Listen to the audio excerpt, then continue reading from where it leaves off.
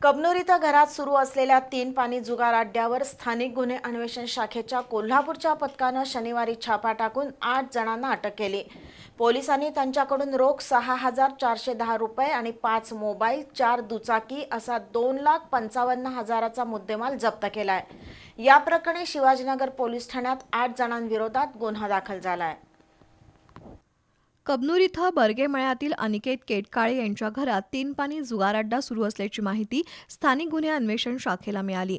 त्यानुसार शनिवारी सायंकाळी त्या ठिकाणी छापा टाकला असता 6 जण जुगार खेळताना आढळले। राहुल माने हा जुगार खेळणाऱ्यांना बसण्यासाठी टेबल, खुर्च्यांची व्यवस्था करून त्यांच्याकडून प्रत्येक डावाला 400 रुपये घेत असल्याचं स्पष्ट झालं। यावेळी पोलिसांनी जुगार खेळणाऱ्यांकडून रोख 6,410 रुपये आणि 5 मोबाईल, 4 दुचाकी असा 2,55,000चा मुद्देमाल जप्त केलाय। या प्रकरणी शिवाजीनगर पोलीस ठाण्यात 8 जणांविरोधात गुन्हा दाखल झालाय।